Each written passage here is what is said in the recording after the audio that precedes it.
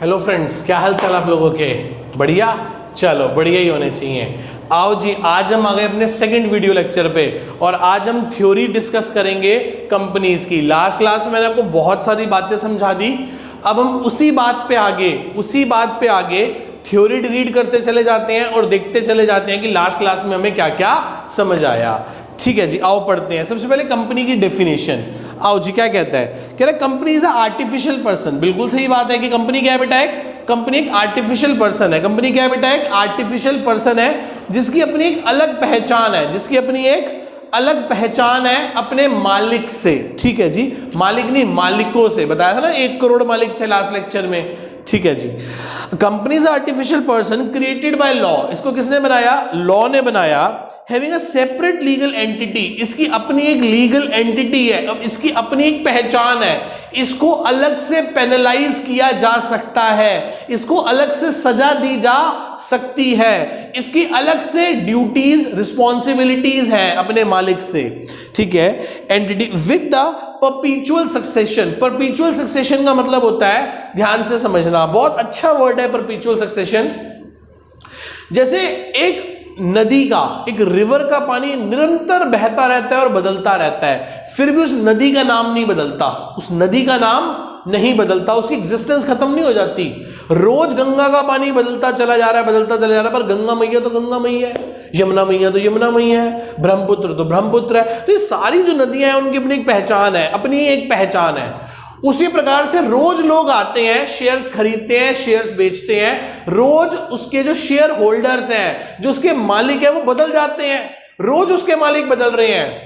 Market में, share market में रोज लोग शेयर की खरीद फरोख्त कर रहे हैं, मतलब खरीद भी रहे हैं और बेच भी रहे हैं, पर फिर भी कंपनी वही की वही रहेगी, कंपनी का नाम नहीं बदलेगा। यदि सोल प्रोप्राइटर की डेथ हो गई तो कंपनी खत्म। पार्टनरशिप में सारे पार्टनर्स का कार एक्सीडेंट हो गया, 4 पार्टनर्स थे, कहीं जा रहे थे एक कार से, चारों खाई में गिर गए, डेथ हो गई, पार्टनरशिप फर्म खत्म। क्या एक बॉम्ब ब्लास्ट में कंपनी के सारे शेयर होल्डर मर जाएं तो क्या कंपनी खत्म? नहीं सर, कंपनी फिर भी चलती रहेगी। कंपनी तो आर्टिफिशियल बॉडी है, शेयर होल्डर मरे हैं, वो शेयर्स ट्रांसफर हो जाएंगे उनके बाल बच्चों के नाम।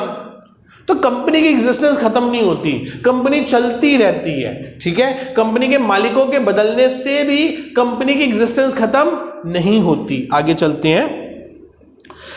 परपीचुअल succession and a common seal. कह रहे कॉमन सील होती है, ठीक है, जिसके थ्रू सारे डिसीजंस किए जाते हैं, सब चीजें होती हैं। आओ जी, अब हम पढ़ने जा रहे हैं कैरेक्टर स्केच ऑफ कंपनी। ठीक है, पढ़ते हैं। पहला पॉइंट कहता है सेपरेट लीगल एंटिटी। कैसी एंटिटी होती है बेटा?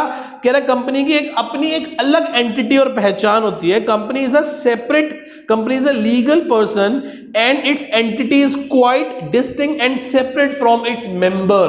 कह रहा है कंपनी की अपनी एक अलग पहचान है और वो पहचान उसके मालिक से बहुत अलग है। आप यही कहेंगे कि मैं उस कंपनी का शेयर होल्डर हूं, आप वो कंपनी नहीं है।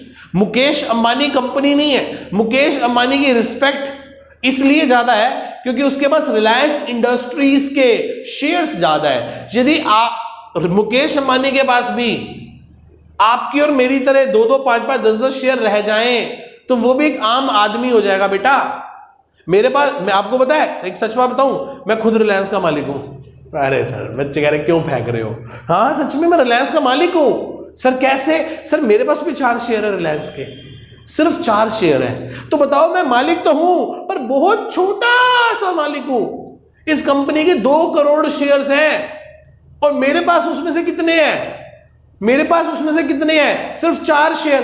4 shares divided by 2 crore share, तो मैं तो बहुत छोटा सा मालिक हूं, मेरी कोई औकात ही नहीं। सर फिर मुकेश अंबानी के पास कितने हैं? सर मुकेश अंबानी के पास 80 लाख शेयर्स है, 80 से 85 लाख शेयर्स है। 80 lakh share, 80 lakh shares divided by 2 crore shares. Sir 40% Reliance का वो मालिक है, उसके पास मालिकाना हक है उस कंपनी के अंदर, इसलिए उसकी मतलब जो उसकी इनकम है या उसकी आप कहो कि उसकी वेल्थ है वो बहुत ज्यादा, इसलिए क्योंकि बहुत बड़ा शेयर होल्डर है उस कंपनी का। सर पूछना अपने पापा से, आपके पापा भी किसी ना किसी कंपनी के मालिक होंगे। मैंने आपको बताया ना, मैं टाटा टी का मालिक हूं, मैं टाइटन का मालिक हूं, मैं रिलायंस इंडस्ट्रीज का मालिक हूं, मैं MRF का भी मालिक हूं। समझ रहे हो मेरी बात को? सर इतनी कंपनियों के मालिक हो आप? और यार मालिक तो बहुत छोटा सा हूं ना, एक एक दो दो चार चार पांच पांच 10 शेयर है, ऐसा थोड़ा ना मालिक होता है। भाई इतने ही मालिक होते तो यहाँ पढ़ा रहे होते बेटे, रिलायंस इंडस्ट्रीज में ना बैठे होते जाके। एक दिन मैं चला गया रिलायंस इंडस्ट्रीज के अंदर, मैंने कहा पीछे हटो भाई, मैं मालिक आ गया, मुझे अंदर नहीं घुसने दिया। कह रहे भाई साहब कौन हो? मैं कहा मेरे पास रिलायंस के 4 शेयर है। कह रहा फुटो यहां से। 4 शेयर खरीद गया आप रिलायंस के अंदर आके, बड़ी बड़ी बातें करो। नहीं मैं तो डायरेक्टर के कमरे में जाके बैठूंगा, मैं तो एमडी के कमरे में जाके बैठूंगा। नहीं भाई साहब नहीं, ऐसा नहीं कर सकते। आप मालिक हो, हम आपकी रिस्पेक्ट करते हैं, पर आपका मालिकाना हक बहुत छोटा सा है, आप बहुत छोटे से शेयर होल्डर हो, ठीक है। आगे चलते हैं, क्या कहता है वो कह रहा है it can purchase and sell the properties its own name. जो जितनी भी प्रॉपर्टीज खरीदी जाती हैं, चीजें खरीदी जाती हैं, कंपनी के नाम पे खरीदी जाती है, ना कि मालिक के नाम पे खरीदी जाती हैं। यदि रिलायंस इंडस्ट्रीज कोई asset, machine, furniture, land, building, कोई भी एसेट परचेज कर रही है तो रिलायंस इंडस्ट्रीज के नाम पे परचेज होंगी, ना कि मुकेश अंबानी के पर्सनल नाम पे होंगी। Can open a bank account with its own name, और बैंक अकाउंट भी उसके खुद ही के नाम पे खोला जाएगा, कंपनी के नाम पे, ना कि मुकेश अंबानी के नाम पे, ठीक है। Since a company has a legal personality, उसकी अपनी अलग लीगल पर्सनैलिटी है, डिस्टिंक्ट फ्रॉम इट्स ओनर, अपने मालिक से अलग, क्रेडिटर से अलग। सच अ कंपनी कैन स्यू, और कंपनी कोर्ट केस भी कर सकती है, can sue only the company for its debts on any of its member. मतलब वो कंपनी किसी पे भी केस कर सकती है अपने नाम से, और कोई क्रेडिटर भी कंपनी पे केस कर सकता है कंपनी के नाम पे। मेरी बात समझो, वो याद है लास्ट क्लास वाला एग्जांपल, जब मैंने एक शेयर खरीदा था इंपीरियल वॉचेस का, तो सर मेरी कोई रिस्पॉन्सिबिलिटी नहीं है, कंपनी के नाम पे केस होगा। मतलब मैंने कंपनी का शेयर खरीद रखा है, मेरे घर नोटिस आ गया, मेरे घर नोटिस नहीं आएगा सर, कंपनी को नोटिस आएगा। ठीक है मैं मालिक हूं, मैं मानता हूं, पर सर कंपनी अपनी ड्यूटीज फुलफिल कर रही है, कंपनी अपनी रिस्पॉन्सिबिलिटीज पूरी कर रही है। कंपनी एक अलग काम है मेरे से, मेरा काम था 10 रुपए उस कंपनी में लगाना, मैंने लगा दिए। मेरा काम है जब हर साल एनुअल जनरल मीटिंग होगी, एजीएम होगी, जिसमें मालिकों को बुलाया जाएगा, वहां जाके जो क्वेश्चन मुझसे पूछे जाए उसका यस और नो में आंसर करना।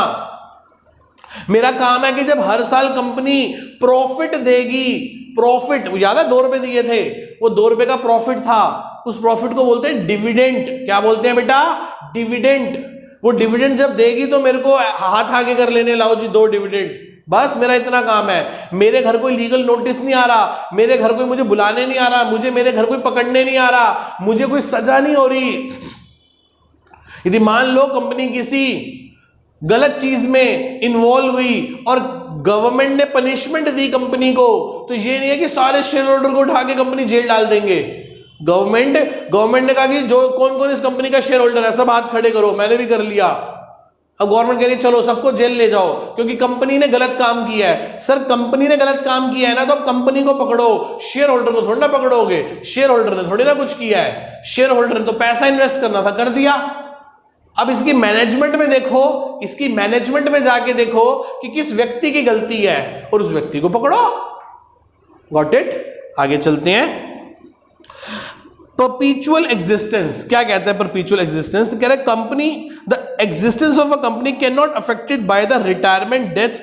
मतलब कह रहा है कंपनी की एग्जिस्टेंस पे कोई फर्क नहीं पड़ता किसी मेंबर की रिटायरमेंट से, डेथ से, ल्यूनेंसी होती है पागल हो जाने से, इंसॉल्वेंट मतलब कंगाल हो जाने से, of its member. Share holder में कम एंड शेयर होल्डर्स में गो, शेयर होल्डर आए या जाएं, but the company go ever unless wound up according to the companies act. वो कह रहा है शेयर होल्डर आए, शेयर होल्डर जाए, कंपनी को इससे कोई फर्क नहीं पड़ता। लिमिटेड लायबिलिटी, लिमिटेड लायबिलिटी का मतलब है कि एक शेयर होल्डर की जो लायबिलिटी है ना वो सिर्फ लिमिटेड है। मान लो कंपनी को जबरदस्त घाटा हुआ 10 करोड़ का, सब शेयर होल्डर्स के घर फोन आ गया जी अब आप अपनी पर्सनल प्रॉपर्टीज को बेच के मुंबई आ जाओ क्योंकि रिलायंस इंडस्ट्रीज को बहुत तगड़ा लॉस हुआ है, तो अब सब अपनी प्रॉपर्टीज बेच दो पर्सनल। पारसपुरी जी को फोन आया कि पारसपुरी जी आप मुंबई आ जाओ। मैं कहा जी क्या हो गया, कोई प्राइस वाइज दे रहे हो क्या, या किसी शाहरुख खान से मिलवा रहे हो? कह रहे नहीं सर वो आपके पास रिलायंस के शेयर है ना। मैं कहा हाँ बिल्कुल है। कह रहे वो रिलायंस को ना बहुत जबरदस्त लॉस हो गया, तो अब आप अपनी सारी प्रॉपर्टी बेच के आ जाओ और कॉन्ट्रीब्यूट करो।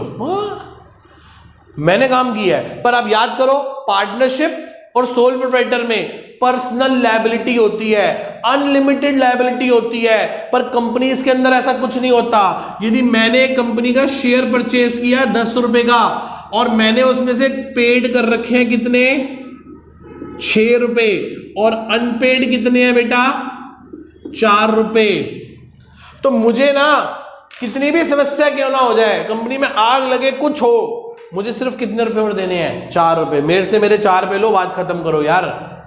ये 100 करोड़ 500 करोड़ 1000 करोड़ का नुकसान मुझे मत सुनाओ। बात समझ रहे हो? क्योंकि मेरी लायबिलिटी कैसी है, लिमिटेड लायबिलिटी है। मैं लायबल हूं, मैंने आपकी कंपनी का शेयर खरीदा, मैंने आपकी कंपनी का शेयर खरीदा, तो मैं लायबल हूं सिर्फ कितने रुपए देने के लिए, 10 रुपए। 6 दे चुका हूं, 4 और ले लो यार। पर अब ये तो मत कहो ना कि सर 10 करोड़ दे दो, 5 करोड़ दे दो, अपनी प्रॉपर्टी बेच के आ जाओ। पर याद करो, सोल प्रोप्राइटर में, पार्टनरशिप में जब भी नुकसान होता था तो पार्टनर्स को और सोल प्रोप्राइटर को अपने घर की पर्सनल एसेट्स को बेच के भी बिजनेस की लायबिलिटीज को फुलफिल करना होता था। बात समझ रहे हो? Got it? आगे पढ़ते हैं। लिमिटेड लायबिलिटी कह रहा था, liability of a member share holder of a company is limited to the unpaid value. वही तो मैं कह रहा हूं, जो अनपेड वैल्यू है 4 रुपए, वही देने हैं। फॉर एग्जाम्पल, वही सेम एग्जाम्पल उसने बोला हुआ है जो मैंने, आप रीड कर लेना नोट्स में से। कॉमन सील क्या कहती है? कॉमन सील क्या होती है? Common seal, since the company has a no physical existence, company के कोई हाथ पैर तो है नहीं, कंपनी तो एक आर्टिफिशियल बॉडी है, ठीक है। It must act through the agency, वो एजेंट की तरह काम करती है, एजेंसी की तरह काम करती है, एजेंट्स की तरह, कॉल्ड डायरेक्टर्स। क्या कहलाते हैं ये एजेंट्स? डायरेक्टर्स होते हैं। All documents are prepared by the directors must bear a seal of a company, और कंपनी के उस पर क्या लगाते हैं? सील लगाते हैं, और डायरेक्टर्स ही उसको क्या करते हैं? सिग्नेचर करते हैं। The common seal act the official signature of a company, और वो जो ऑफिशियल सील होती है ना, जो मोहर होती है कंपनी की, वही ऑफिशियल सिग्नेचर भी माने जाते हैं कंपनी के। Got it? Transferability of shares कह रहा है कि क्या आप एक बार शेयर खरीद के उसको आगे ट्रांसफर कर सकते हो? हाँ बेटा, आप स्टॉक एक्सचेंज, शेयर मार्केट, कभी आपने न्यूज चैनल में देखा हो तो बताता है आज इस कंपनी के शेयर के रेट बढ़ गए, घट गए, तो सब डिमांड एंड सप्लाई बेस होता है। शेयर के प्राइस बढ़ते हैं तो लोग उसमें इन्वेस्ट करते चले जाते हैं, ठीक है। तो ऐसे सब demand and supply base game होती है। पब्लिक लिमिटेड कंपनी के, सर ये क्या बोल गए आप, आगे चल के बताऊंगा कि what is the difference between public limited company and private limited company. अभी मैं सिर्फ छोटी सी बात कर रहा हूं, छोटी सी बात सुनना, कि पब्लिक लिमिटेड कंपनी के शेयर्स को बेचा जा सकता है दिन में हजारों बार। मेरे पास शेयर था, सुबह मैंने किसी और को बेच दिया, उसने किसी और को बेच दिया, उसने किसी और को बेच दिया, उसने किसी और को बेच दिया, तो शेयर ट्रांसफर किया जा सकता है। आगे बढ़ते हैं। The capital of a company is divided into a small parts called shares। कह रहा कंपनी के, वो याद है 10 करोड़ रुपए थे, उसको हमने छोटे छोटे पार्ट्स में डिवाइड कर दिया था 10 रुपए के शेयर में। तो कह रहा है कंपनी के कैपिटल को छोटे छोटे पार्ट्स में डिवाइड कर दिया जाता है, और उस छोटे छोटे पार्ट को ही क्या बोला जाता है? शेयर। आगे चलते हैं। These share are freely transferable. ये क्या है? ये शेयर्स क्या किए जा सकते हैं? फ्रीली ट्रांसफर किए जा सकते हैं, सब्जेक्ट टू सर्टेन कंडीशंस। कुछ कंडीशंस हैं, वो क्या है वो आगे चल के पढ़ेंगे। Separate of management from ownership. मैंने आपको इस चीज के बारे में बहुत अच्छे से समझाया कि मैनेजमेंट अलग होती है और ओनरशिप अलग होती है। Share holder are the true owner of a company. मैंने भी यही बोला था कि शेयर होल्डर ही असली मालिक है कंपनी के, but usually the number of share holders are quite large, so such neither possible for each member to take part day to day management. वो यही कह रहा है, वो कह रहा है कि कंपनी के इतने सारे शेयर होल्डर है, 1 करोड़ लोग हैं, तो रोजमर्रा के काम के लिए कि कहां से माल खरीदना है, किसको माल बेचना है, कितने का परचेज करना है, इतने छोटे छोटे डिसीजंस के लिए हम मालिकों के पास नहीं जा सकते। तो इस सब डिसीजंस को डे टू डे कंपनी के ऑपरेशंस में, मतलब उनकी ऑपरेटिंग एक्टिविटीज में, चाहे वो प्रोडक्शन से रिलेटेड हो, चाहे वो मार्केटिंग से रिलेटेड हो, चाहे वो किसी से भी रिलेटेड हो, उन सबको मैनेजमेंट हैंडल करेगी, ना कि मालिक हैंडल करेंगे। मालिक सिर्फ कंपनी के बड़े डिसीजंस में आगे अपना रोल प्ले करेंगे और अपने सजेशंस देंगे, ठीक है। आगे चलते हैं। Day to day management of a company, therefore the company is managed by the board of directors. इसलिए कंपनी के बोर्ड ऑफ डायरेक्टर्स इस सारे काम को करते हैं। और ये जो बोर्ड ऑफ डायरेक्टर होते हैं इनको इलेक्ट किया जाता है, इनको बनाया जाता है शेयर होल्डर के द्वारा। वाओ, कितनी बढ़िया डेमोक्रेसी है। देश के रोजमर्रा के काम तो हम नहीं करते ना, वो सरकार करती है। और उस सरकार को चुनता कौन है? उस सरकार को हम चुनते हैं वोट देके। उसी प्रकार से share holder board of directors बनाते हैं और वो बोर्ड ऑफ डायरेक्टर्स आगे कंपनी को चलाते हैं। मेरी बात समझ रहे हो? तो इनडायरेक्टली कंपनी तो हम ही चला रहे हैं ना, इनडायरेक्टली देश तो हम ही चला रहे हैं। बिल्कुल, देखो डेमोक्रेसी कितनी जबरदस्त चीज है। जैसे एक कंट्री चलती है ना डेमोक्रेसी में, वैसे ही सेम एक कंपनी चलती है बेटा। क्या आपको यहां तक सारी चीजें क्लियर है? पक्का? आओ जी आगे पढ़ना शुरू करते हैं। अब हम पढ़ने जा रहे हैं बेटा, अब हम पढ़ने जा रहे हैं काइंड्स ऑफ कंपनी। कंपनी कितने प्रकार की होती है? आपके बोर्ड पे है। एक होती है अनलिमिटेड कंपनी। कौन सी होती है बेटा? Unlimited company. एक होती है company limited by guarantee, company limited by guarantee. एक होती है company limited by shares, company limited by shares. ये कंपनी आगे 3 पार्ट्स में डिवाइड होती है, private company, public company and 1 person company. कौन सी कंपनी बेटा? Private company, public company and 1 person company. आओ जी पढ़ना शुरू करते हैं। 3 कंपनीज के बारे में पढ़ते हैं। अनलिमिटेड कंपनी, पहले किसके बारे में पढ़ रहे हैं? Unlimited company. अनलिमिटेड कंपनी क्या कहती है? अनलिमिटेड कंपनी रीड करें बेटा, आओ जी रीड करें। क्या कहती है अनलिमिटेड कंपनी? कह रहा unlimited company is a company where there is no limit of the liability of the member. Unlimited भाई साहब, यहां तो पार्टनरशिप की तरह है, यहां तो सोल प्रोप्राइटर की तरह है। पार्टनर्स की, मेंबर्स की जो लायबिलिटी है वो अनलिमिटेड हो सकती है। It means when a company suffer a losses, जब कंपनी को लॉसेस होंगे, and the company property is not sufficient, company की प्रॉपर्टी सफिशिएंट नहीं होगी टू पे ऑफ इट्स डेट, अपने उधारों को चुकाने के लिए। The private property of members, members की private property will be use, इस्तेमाल की जा सकेगी to meet the claim of creditors, उधार चुकाने में मेंबर्स की, मालिकों की प्रॉपर्टी को भी अटैच कर दिया जाएगा। आगे, as the risk involve in सर्च कंपनी इज टू हाई, इसमें बड़ी जबरदस्त रिस्क होती है। These are not found in India, इसलिए ये इस प्रकार की कंपनियां हिंदुस्तान में अलाउड नहीं है। Even through the permitted by the companies act. आगे चलते हैं, फर्स्ट हमारी पूरी हो गई, समझ आ गया अनलिमिटेड कंपनी। ठीक है, नेक्स्ट कंपनी, दूसरा है कंपनी लिमिटेड बाय गारंटी। दूसरी कौन सी है? Company limited by guarantee. Company की लिमिटेड है गारंटी, ठीक है, यहां पे गारंटी क्या होगी? लिमिटेड होगी। पढ़ते हैं, in case of such company the liability of a member is limited to the extent of guaranteed given by them। यहां पे हर मेंबर एक गारंटी देता है कि मेरी 1 करोड़ की गारंटी वगैरह, मेरी 2 करोड़ की गारंटी वगैरह, मेरी 50 लाख की गारंटी। तो आप जितनी गारंटी दोगे, कल को लॉसेस होने पे सिर्फ आपसे उतना ही कॉल किया जाएगा, उससे ज्यादा आपसे कॉल नहीं किया जाएगा। आगे चलते हैं। In case of such company, the liability of the member is limited to the extent of guarantee given by them, जितनी आपने गारंटी दी है। In the even of winding up of the company, जब कंपनी बंद हो रही होगी, the liability of its member will arise only in event of winding up of the company। कह रहा है ये liability तभी arise होगी जब कंपनी बंद हो रही होगी और उसके पास heavy losses होंगे। तो जितना आपने गारंटी किया था उतना आपको देना पड़ेगा उस टाइम, अपनी पर्सनल एसेट्स को भी बेच के लाके देना पड़ेगा। Got it? इतनी बात आप सभी को समझ में आती है? पक्का?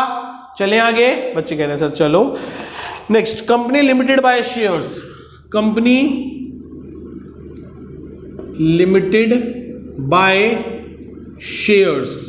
यहां पे शेयर्स की सिंपल सी बात है, 10 रुपए का शेयर है, आपने इसमें से कुछ क्या कर रखा है? पेड कर रखा है, और कुछ क्या कर रखा है? अनपेड। तो आपने 6 रुपए पेड कर रखे हैं और 4 रुपए अनपेड है। तो आपने जो 4 रुपए अनपेड है ना आपके, बस आपको वही और देने हैं।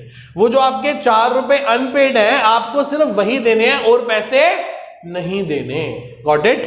चले आगे, आगे चलते हैं। Company limited by shares.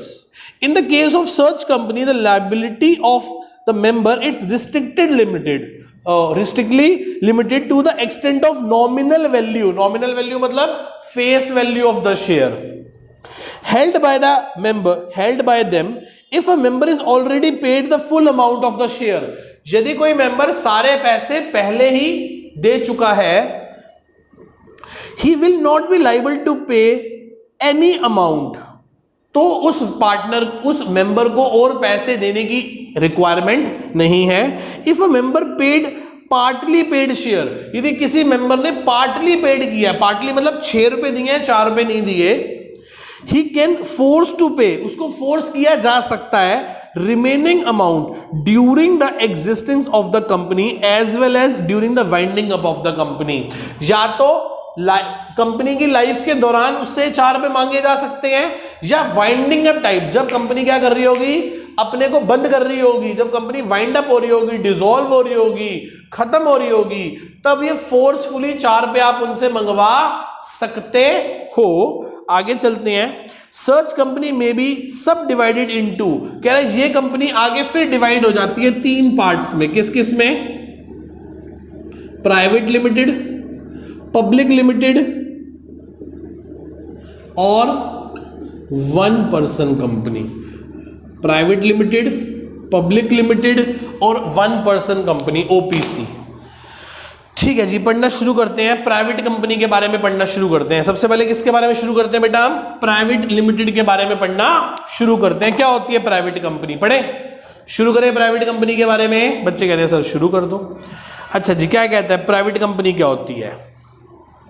कह रहा है as per the section 2 sub section 68, section 2 section sub section 68 of the companies act 2013, a private company is one which by the articles of association, जो किसके थ्रू बनाई जाती है? AOA, articles of association, restricted to right to transfer its shares। इस company के shares आपस में या जनरल पब्लिक को ट्रांसफर नहीं किए जा सकते। ठीक है। लिमिटेड नंबर ऑफ मेंबर्स, इसमें लिमिटेड नंबर ऑफ मेंबर होते हैं, सिर्फ 200 हो सकते हैं। सिर्फ कितने मेंबर हो सकते हैं? 200। प्रोहिबिटेड टू इनवाइट, मतलब ये कंपनी जनरल पब्लिक को भी इनवाइट नहीं कर सकती। ये कंपनी जनरल पब्लिक को भी इनवाइट नहीं कर सकती पैसों के लिए। ये नहीं कह सकती लाओ जनरल पब्लिक हमें पैसा दे दो। जनरल पब्लिक से, आम आदमी से, इस देश के व्यक्तियों से पैसे सिर्फ कौन मंगवा सकती है? Public limited company. कौन सी कंपनी बेटा? Public limited company. Got it? Next, ठीक है जी, वो कह रहा है prohibited too invested public and subscription of any security share और डिबेंचर ऑफ अ कंपनी, मतलब ये लोग अपने शेयर और डिबेंचर जनरल पब्लिक को इशू नहीं करके पैसा मंगवा सकते। ये लोग नहीं मंगवा सकते। कौन मंगवा सकता है फिर सर? पब्लिक लिमिटेड कंपनी मंगवा सकती है। कौन मंगवा सकती है बेटा? पब्लिक लिमिटेड कंपनी क्या कर सकती है? पहला पॉइंट, इसको कोई रिस्ट्रिक्शन नहीं है शेयर्स की। इसके शेयर्स कितनी भी बार खरीदे व बेचे जा सकते हैं ओपन मार्केट में।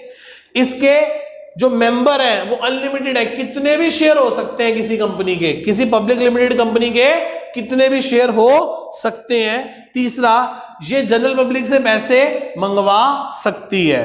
आओ जी, अब हम पढ़ने जा रहे हैं डिफरेंस बिटवीन, ये भी आ सकता है क्या? Private and public company. Private company और पब्लिक कंपनी का एक डिफरेंस पढ़ने जा रहे हैं हम लोग। आओ जी रीड करते हैं क्या कहता है ये। नंबर ऑफ मेंबर्स, मिनिमम कितने नंबर ऑफ मेंबर होंगे प्राइवेट कंपनी में? 2 और मैक्सिमम 200। और पब्लिक में मिनिमम 7 और मैक्सिमम कितने भी हो सकते हैं। Invited by the public, private company general public को इनवाइट नहीं कर सकती, पर पब्लिक कंपनी जनरल पब्लिक को इनवाइट कर सकती है।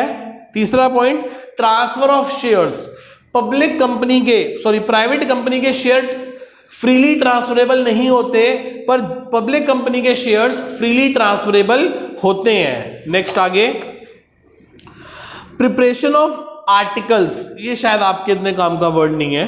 Preparation of articles, preparation of articles is mandatory for all private company. सभी प्राइवेट कंपनी को अपना AOA प्रिपेयर करना पड़ेगा, articles of association. But preparation of articles is not mandatory in case of articles are not registered the provision table F.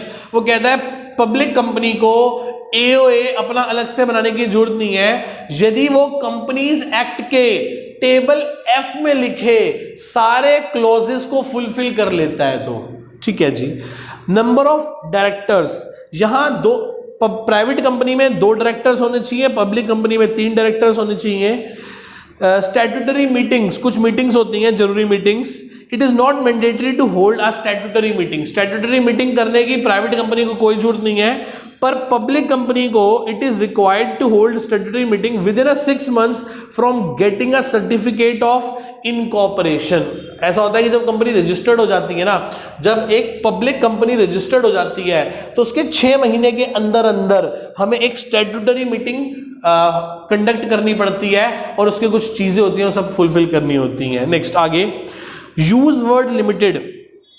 Use word limited, limited word कौन लिखेगा, private limited या public limited. ठीक है जी. कह रहा है it is a compulsory to use word private limited. Private limited को कंपल्सरी बताना पड़ेगा कि हम प्राइवेट लिमिटेड हैं.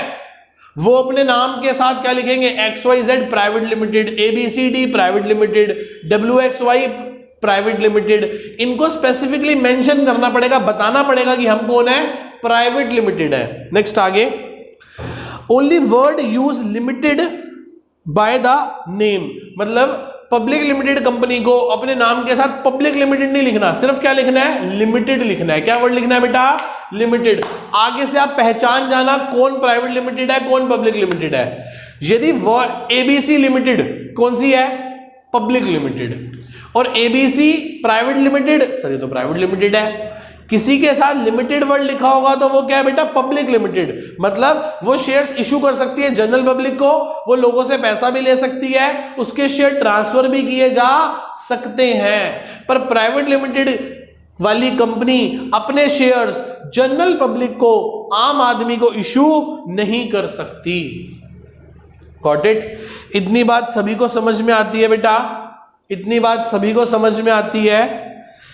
ठीक है जी. एक छोटी सी बात और पढ़ लेते हैं लास्ट. क्या पढ़ने जा रहे हैं हम, 1% कंपनी के बारे में पढ़ने जा रहे हैं. किसके बारे में पढ़ने जा रहे हैं बेटा, 1% कंपनी के बारे में थोड़ा सा पढ़ते हैं, फिर आज की क्लास को वाइंड अप कर देंगे. क्या कहता है, कहता है companies act 2013 introduce a new type of entity to the existing apart from the private और पब्लिक कंपनीज. ठीक है, that is called a 1% company. क्या कहलाती है, 1% company. And 1% company means a private limited company only with a 1%. इसके अंदर क्या होता है बेटा, इसके अंदर just like a private limited company ही है, पर इसमें सिर्फ एक ही बंदा क्या बना देता है, कंपनी बना देता है. ठीक है जी. बाकी इसकी कुछ कंडीशंस हैं वो आप पढ़ लीजिएगा. मैं कुछ मोटी मोटी कंडीशंस आपको बता देता हूं. मेंबर ऑफ OPC, कौन 1% कंपनी बना सकता है, only a natural person who is a Indian citizen and residence of India can be member of OPC. सिर्फ वही व्यक्ति बना सकता है जो इंडियन सिटीजन है और भारत में रहता है. The term Indian residence of India, कौन है जो इंडिया में रहता है, छोड़ दो यार ये सारी बातें, अब आपके काम की चीजें नहीं है. 1% company can not form only 1 OPC. अच्छा, एक OPC एक ही कंपनी बना सकता है, एक व्यक्ति 4 OPC नहीं बना सकता. बात समझ रहे हो. नेक्स्ट आगे, third, its member by share can not exceed 50 lakh. इसका शेयर कैपिटल 50 लाख से ज्यादा नहीं होगा. ये अपने धंधे में 50 लाख से ज्यादा की पूंजी निवेश नहीं कर सकता. ठीक है. The annual turnover of 3 years should not exceed 2 crore. इसका टर्नओवर मतलब सेल भी पिछले साल 3 साल की एवरेज 2 करोड़ से ज्यादा की नहीं होनी चाहिए. आगे चलते हैं. पर्पस, क्या पर्पस है इसको बनाने का, कह रहा rule 3 subsection 5 companies act 2000 rule number 14, OPC can not be form for a charitable purpose.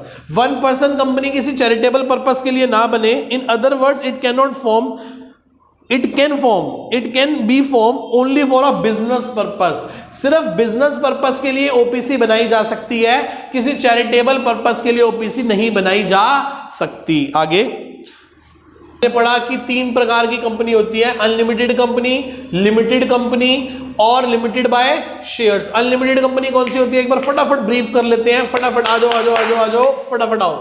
Unlimited company भाई साहब पार्टनरशिप और सोल प्रोप्राइटर की तरह होती है, धंधे में रिस्क ही रिस्क है। लिमिटेड बाय गारंटी, जितनी गारंटी दी है उतने की रिस्क है। लिमिटेड बाय शेयर्स, तो जितना आपका शेयर है 10 रुपए का, उतनी ही आपकी गारंटी है, उससे ज्यादा आपको कुछ नहीं देना।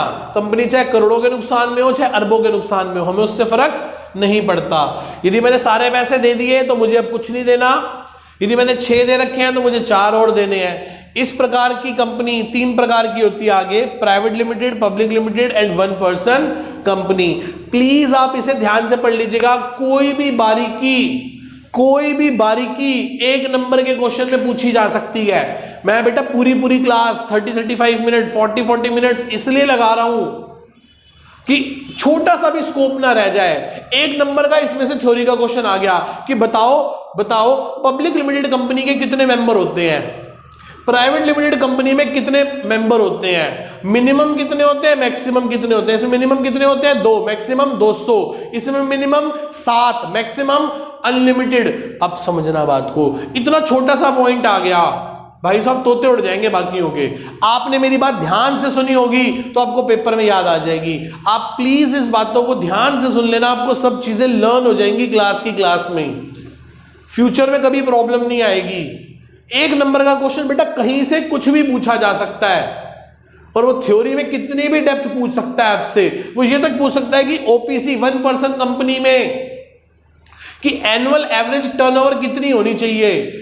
1 नंबर का क्वेश्चन पूछ सकता है। 1 नंबर का क्वेश्चन बहुत टेक्निकल क्वेश्चन है, मैंने कई बार देखा पीछे कि हम एक एनपीओ रजिस्टर्ड करवा रहे हैं, क्या ओपीसी में रजिस्टर्ड करवाई जा सकती है?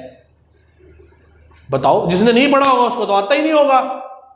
बात समझ रहे हो? तो कितनी बारीकी है, जितना ध्यान से मेरी बात को सुना होगा, करा होगा, उतना आपको मजा आएगा, उतने आप छोटे क्वेश्चंस, 1 वर्ड क्वेश्चंस अटेम्प्ट कर पाएंगे। एक क्वेश्चन आ गया एक बार पेपर में, एक व्यक्ति ने पहले एक ओपीसी बनाई हुई है, और अब वो एक ओपीसी और बनाना चाहता है, क्या वो ऐसा कर सकता है? भाई साहब आप समझ रहे हो? किसको आएगा ये करना? जिसको आता होगा, जिसने सुना होगा, जिसने पढ़ा होगा। कहीं तो ये सुन के हैरान हो जाएंगे, sir what is OPC? OPC क्या है? पेपर में नई चीज आ गई ओपीसी। अरे भाई समझ रहे हो? वो ऐसे कह रहा है कि एक इंडियन था जो कई साल पहले इंडिया से बाहर चला गया था, वो अब इंडिया में आ गया और वो इंडिया में आके ओपीसी बनाना चाहता है। अभी बना सकता है? बताओ, बात समझ रहे हो? तो जितना आपने डेप्थ में चीजों को पढ़ा होगा उतना आप अच्छे से कवर अप कर पाएंगे। ठीक है बेटा, tata bye bye, see you. Next class में शेयर स्टार्ट करेंगे।